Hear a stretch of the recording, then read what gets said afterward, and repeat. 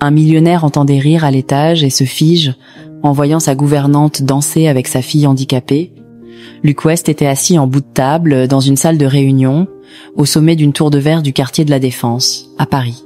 Ses doigts croisés sous son menton, il écoutait distraitement 3 chefs de département présenter les chiffres trimestriels.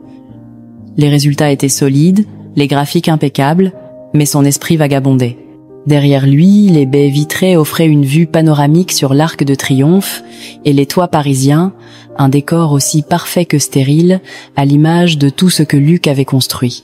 Soudain, un son lui glaça le sang. Un rire, aigu, joyeux, familier. Une seconde plus tard, une douce mélodie de piano flotta depuis l'étage supérieur de son hôtel particulier dans le 16e arrondissement. Luc cligna des yeux, fixant le plafond. La réunion se poursuivait autour de lui, indifférente. Un autre rire retentit, clair et ininterrompu. Émilie? Il se leva si brusquement que sa chaise racla le sol de marbre. « Monsieur West ?» demanda un cadre, perplexe. Luc ne répondit pas. Il traversait déjà le couloir, ses pas résonnant sur le parquet ciré. Il gravit l'escalier monumental de son hôtel particulier, 2 marches à la fois, le cœur battant, la musique et les rires devenant plus forts. Cela faisait plus de 2 ans qu'il n'avait pas entendu ce son venant de sa fille. 2 ans depuis l'accident. 2 ans depuis que les médecins de l'hôpital Necker avaient déclaré qu'elle ne marcherait plus jamais. Arrivé devant la porte de la chambre d'Émilie, il l'ouvrit d'un geste. Ce qu'il vit fit s'arrêter le monde. Baigné dans la lumière dorée de la fin d'après-midi, filtrant par les fenêtres donnant sur le jardin du Ranelagh, sa fille, son Émilie, était debout. Pas dans son fauteuil roulant. Pas portée, debout. Elle vacillait légèrement, ses petites mains agrippant les bras de quelqu'un derrière elle. Sophie, la gouvernante. Non, elle était bien plus que cela désormais. Elle s'occupait d'Émilie depuis 6 mois. Discrète, stable, Sophie, une femme dans la force de l'âge. Mais rien dans son passé ne l'avait préparée à cet instant. Les mains de Sophie soutenaient doucement la taille d'Émilie, la guidant avec une légèreté qui semblait instinctive. « Émilie, mon Dieu !» Émilie souriait, les yeux fermés, les bras levés en un arc gracieux, imitant la pose d'une ballerine. La musique, un air doux de Debussy, les enveloppait.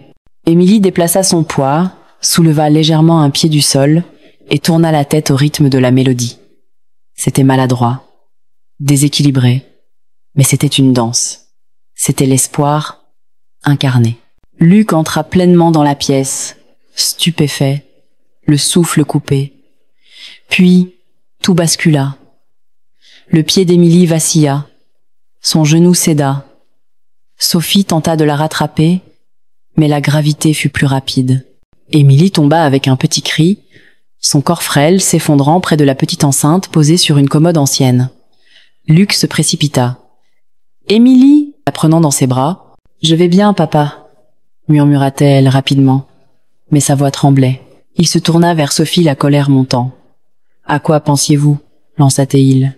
Sophie se tenait debout, les mains légèrement tremblantes, mais son visage restait calme. Elle voulait essayer. Elle est paralysée, aboya Luc. Elle aurait pu se casser quelque chose. Je ne l'aurais jamais laissé tomber, répondit Sophie, doucement. Mais vous l'avez fait. Sophie baissa les yeux.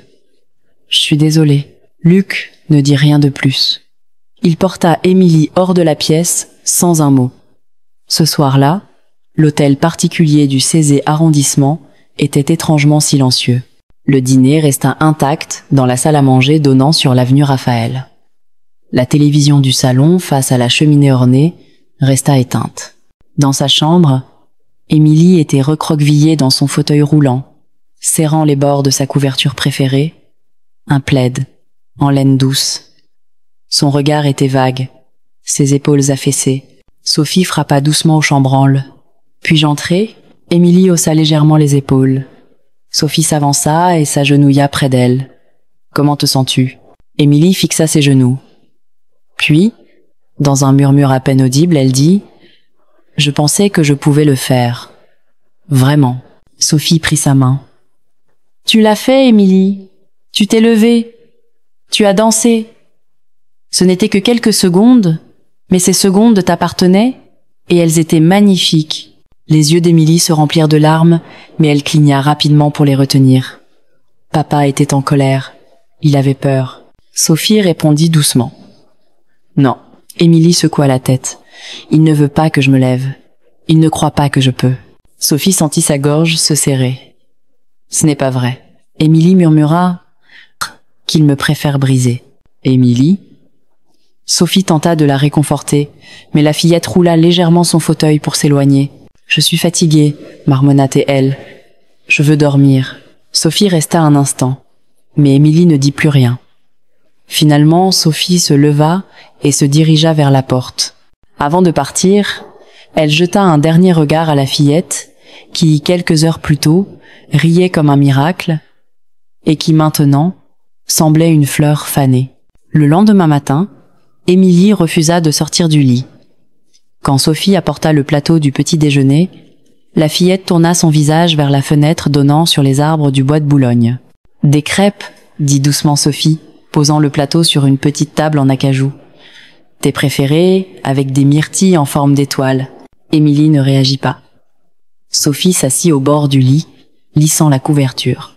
« Veux-tu que j'allume les guirlandes lumineuses ou ta musique ?»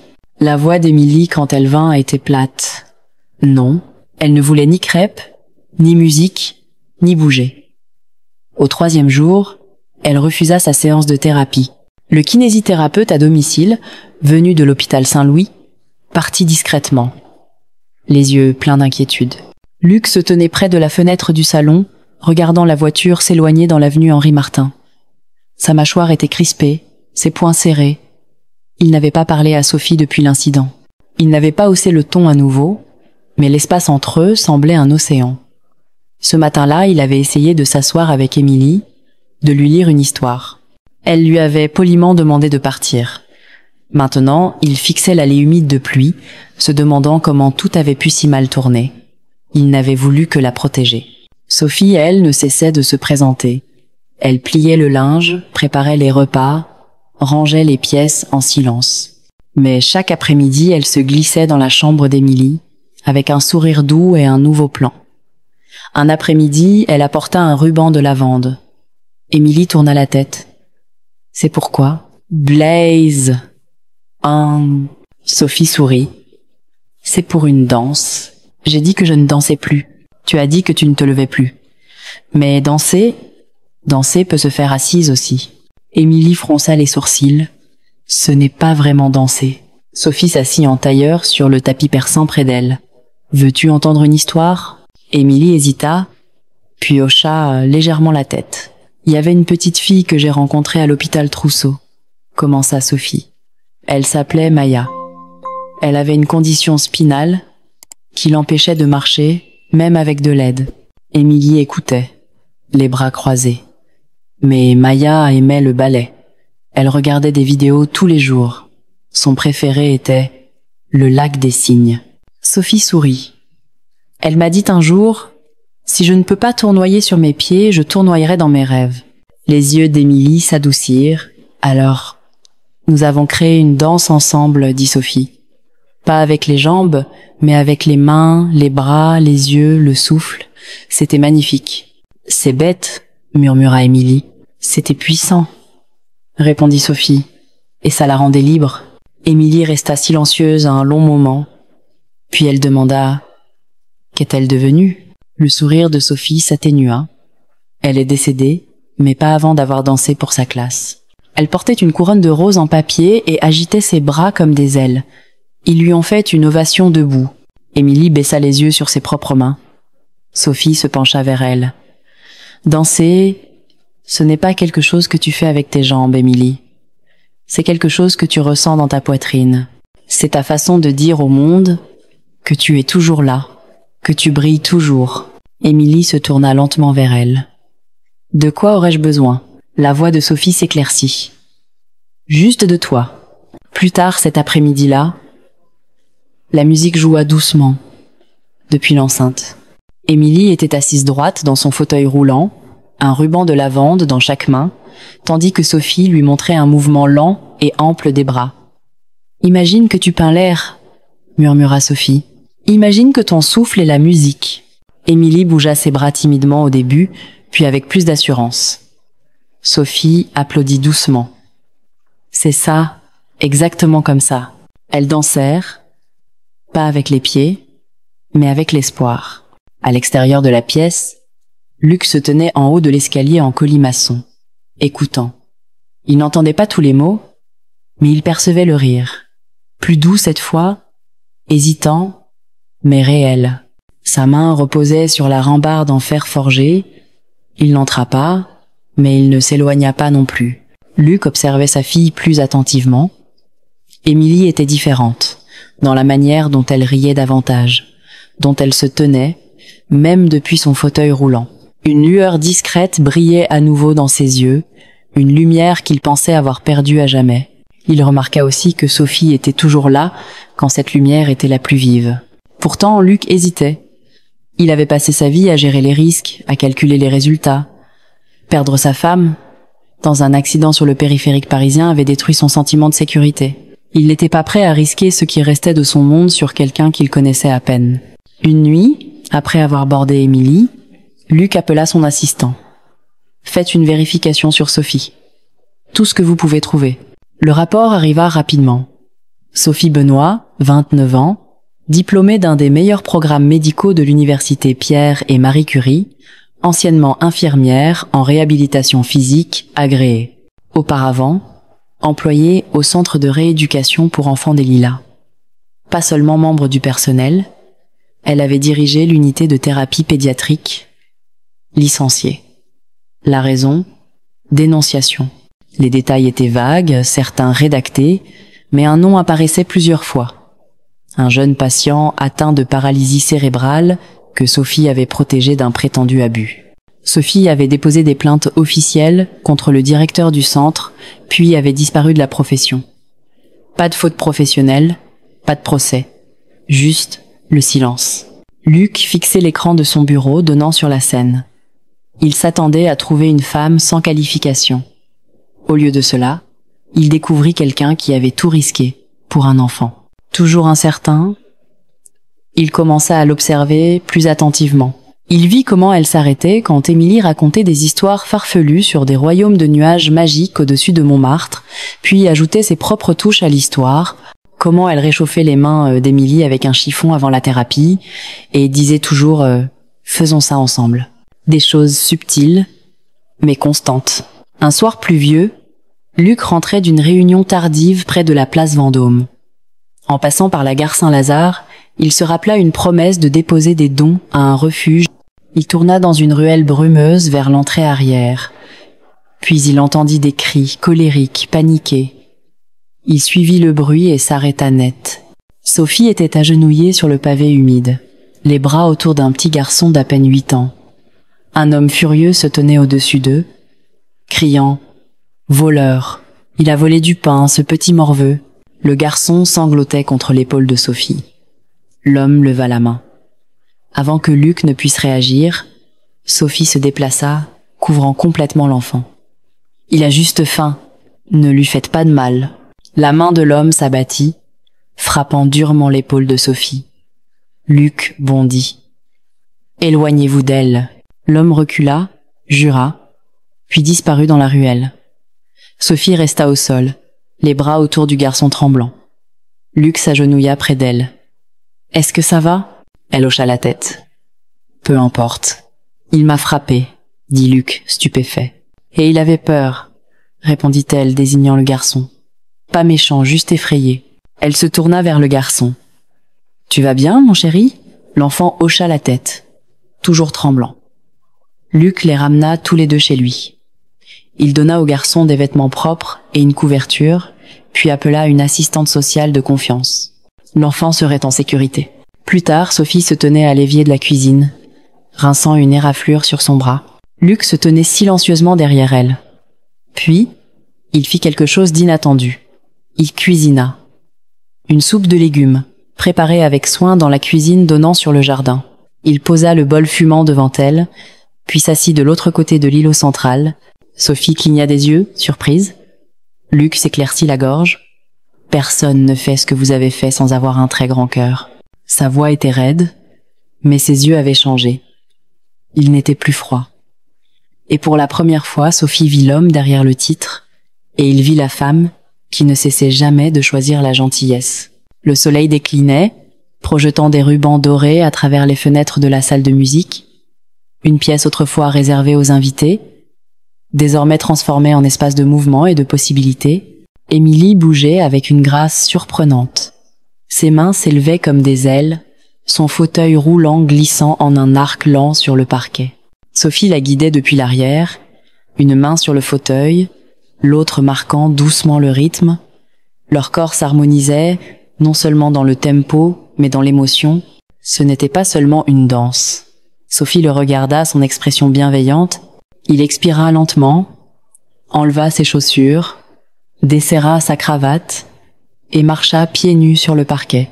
Émilie cria de joie. « Yay !» Luc bougea maladroitement, ne sachant où mettre ses mains. Il imita les mouvements de Sophie, mais semblait raide. Sophie couvrit sa bouche pour étouffer un rire. Émilie gloussa. « Papa danse comme une poule. » Luc éclata de rire, un vrai rire, pour la première fois depuis des années. « Et alors ?» dit-il, agitant les bras théâtralement, provoquant une nouvelle vague de rire. Il dansait mal, mais il dansait. La directrice monta sur scène.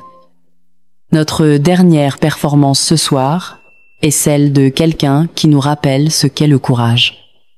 Veuillez accueillir Emily West. Le rideau s'ouvrit. Silence. Puis la musique, la lumière intérieure. Émilie avança, guidant son fauteuil en un arc doux.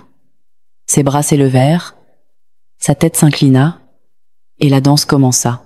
Chaque mouvement parlait de lutte, de beauté, de force.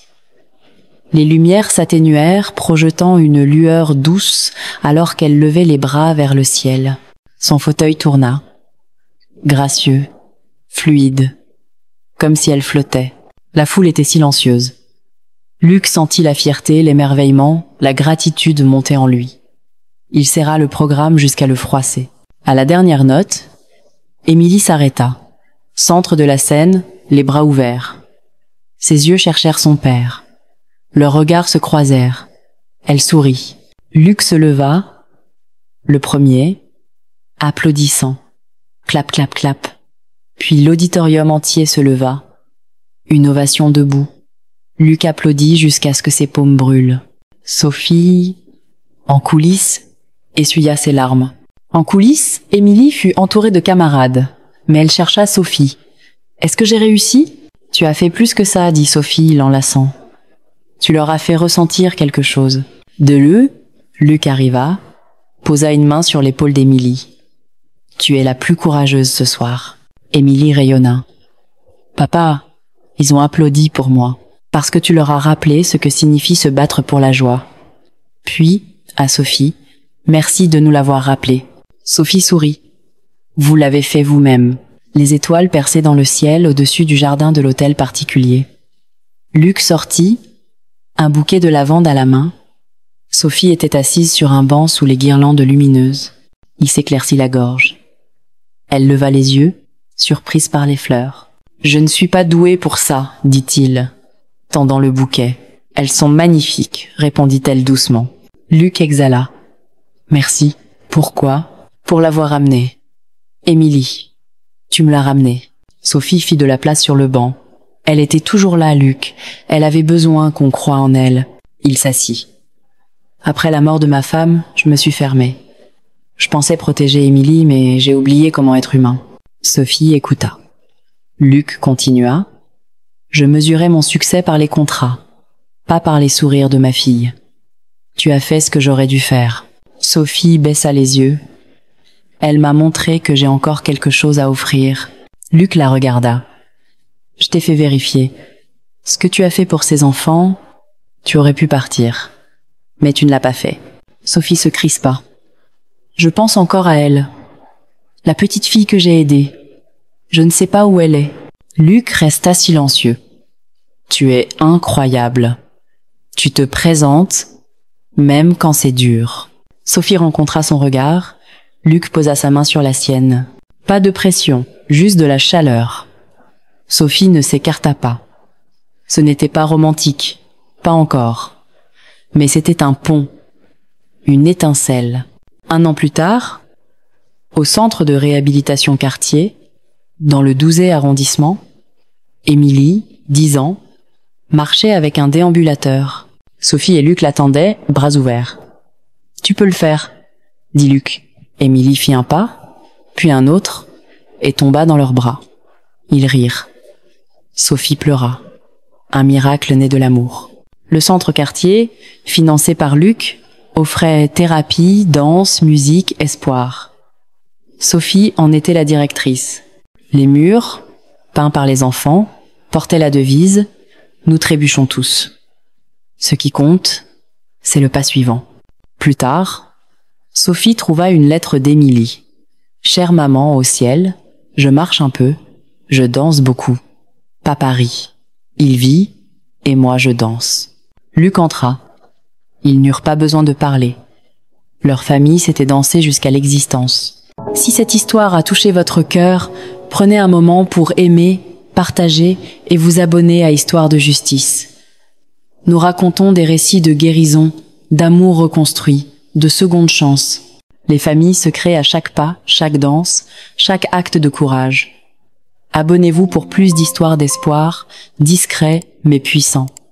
De quelle ville ou pays regardez-vous l'histoire? Nous sommes curieux de le savoir dans les commentaires. À très bientôt.